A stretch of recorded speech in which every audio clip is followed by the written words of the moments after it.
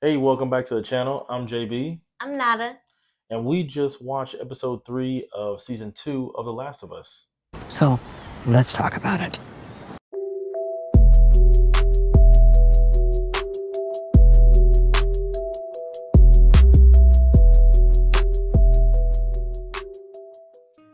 All right, before we get into the episode, we need everybody stop. Make sure you have subscribed Everybody. to our channel.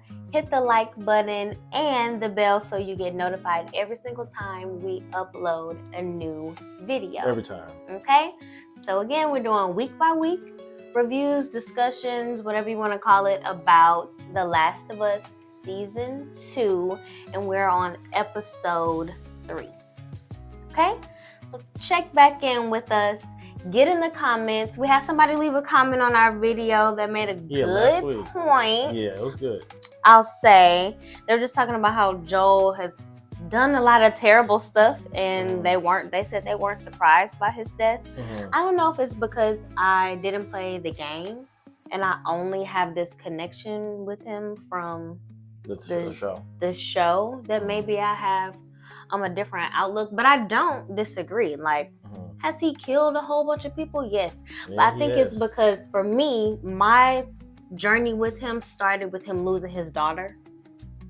And I don't know. Technically, mine did too in the game. The game starts that way. I didn't know if you knew more about him before that, or I mean, that's how the first game. I don't know. It broke my heart, and so I guess for me, I saw that tragedy. Yeah, I saw that tragedy kind of turn him into this cold person, and for me, Ellie and his relationship with Ellie was a little bit redemptive. Even though, okay, again, he was just murdering people when he went in there to save her. I can't deny it. So, okay, fine. I understand. But I'm Team Joel. Anyway, it's hard not to be. Yeah. So, all right, let's get into episode 3.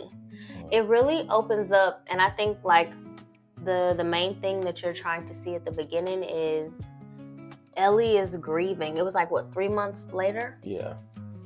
I feel like this episode pretty much dealt with obviously the aftermath of losing Joel, and we didn't really get to explore that, I don't think, in the same way in the game as we could or as we do in the show, in the TV show. Yeah, because I feel like in the game, you're playing and it doesn't really play to the action aspect of a video game to sit there and go through stuff and grieve. In the game, you kind of just get right to it, revenge, blah blah. But here we get to sort of sit with it a bit, and we get to sit with Ellie and really see her grieve and kind of see her go through this pain and the anger and all that. You see her going back into the house and her breaking down over his clothes and stuff like that.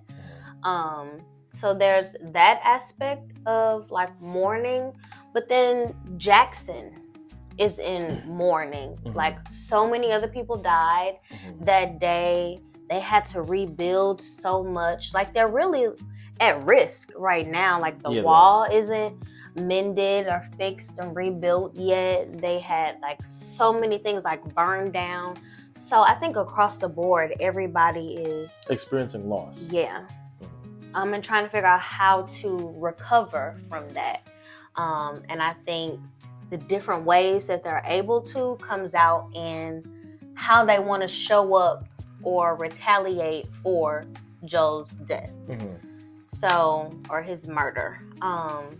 So that's the next big part that you really see is what are we going to do about it? So Dina had kept it a secret. She had some info. For 3 months that she had this information. And one, I feel like I'm hopping around and it don't matter really. But at the end, when Dina and Ellie take off, and before they take off, Ellie's I didn't think I could ask you to come with me and all of that. And I'm Dina had the game plan from the beginning. She really when did. She sat down and slid you them cookies, she already had a plan. And she been gathering up allies, and she been gathering up resources. And she knew that Ellie couldn't be swayed. Even if the council was like, no, Ellie was still finna go. Yeah, she was gonna go. We all knew she was still finna go. So, like, was the speech good? One, I'm happy she listened. What's old boy's name? Jesse. Yes. I'm happy she listened to Jesse because she is hot-headed and quick-tempered, and she would have just got up there and just been running off at the mouth. And so, like, did I believe the whole speech? Like, Gail, that's the therapist. Yeah. She said, you know, like, she's a liar. She just didn't believe anything that she said about it not being about revenge and how it was for everybody. I don't believe she was just flat out lying. I don't think she was lying. I think that she lost some faith because she wanted to go in there and like you said, guns blazing, saying whatever. And she thought that she would get a different result if she took a different approach. But she got the same result. Yeah. So I'm sure somewhere she probably like, man, I could have just said what I wanted to say if it was going to be no anyway. Right, like Seth. Seth popped up and he was going off. Yeah, he was. I don't feel like she was lying. I feel like she meant it. Now, the thing that she was definitely lying about was if y'all say no, I'm going to respect the council's decision. Nah. Baby girl, we knew you were going.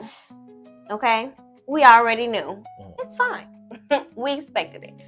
But yeah, so I thought that was a good scene though. You get to see a little bit more of like her and Dina, their relationship, whatever it is. It's not really defined at the moment. No. And even like when they have already left and they're like out camping, there's this moment where it's like, oh, well, maybe I'll like you a little bit more than a friend, but then maybe I don't. And it's like, well, you like girls, but I don't like girls, but maybe I like girls. I don't know. It's hella ambiguous right now. Yes. So I think we'll see more of that, obviously, as time progresses. I think we'll continue to see Jackson kind of like build back up. Yeah, like rebuild and recover. Yeah. I want to know what everybody's reaction is going to be. Like, with her leaving and her being gone. Is Tommy going to go after her? I'm not sure. In the game, Tommy left, like, immediately. Tommy did the Ellie thing. Okay. Like, in the game, he was gone, like, overnight next, I don't know if he left a note or whatever, but he was just like, I'm out. I'm, get revenge for my brother, whatever. So in the game, Tommy left, and then, because Ellie and Dina still go off together in the game, though, yeah, right? Because that was the other part. I think in the last episode, I mentioned some things that I remembered from you playing the game, and that was the second thing I remembered. And see, here's the thing: I don't fully remember the game like exactly linear, because I mean, it's been years since I played it, but. Yeah, those are the only two things. I knew at some point they were going to be going off. I did not know that it was to avenge Joel. Or I don't remember knowing that, though. So, yeah, we get to see that aspect. On the flip side, we also are able to kind of get a little more information about, what do they call, Wolf? Oh, the... Wolves? They call themselves Wolves? The Washington Liberation Front. Yeah. So it's like the... militant group that's in Seattle. And I mean, they were in the game, so and I didn't really remember much about them and the Seraphites, who are the group of people that they killed.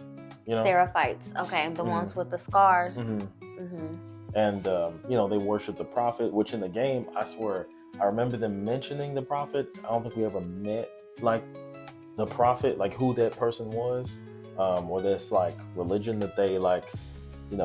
Attribute. Yeah. But like that's going to be interesting to explore, because we saw in the preview, we saw Isaac, and I don't even think Isaac was really shown in the game either. This is taking liberties. Is he a Seraphite or a wolf? Or? No, I think he was. To be honest, I'm not sure. I can't remember. It's been a minute. But I mean, I'm just looking forward to how they're going to like sort of tell a story, or like pull back a curtain on things that were only hinted in the game. Like the Eugene stuff we kind of heard about. I was just thinking that. But like we didn't see they Eugene. keep mentioning Eugene. I think at some point we're gonna see like Eugene. A flashback. We're gonna do a flashback. Yeah, I agree. Yeah.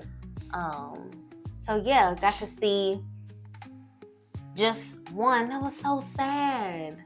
Which one? I liked the little whistling. I was like, babe.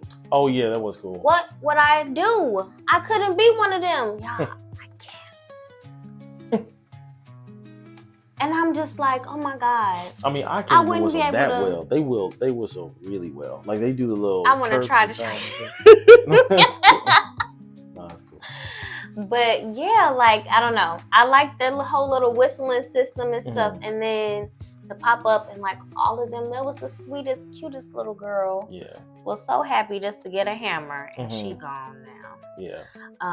But they used that to kind of show the wolf's strength, and then we actually see them on patrol. Man, it's an army. Now Jackson had their little 2-man teams on a horse. No, they full battle rattle. Yeah.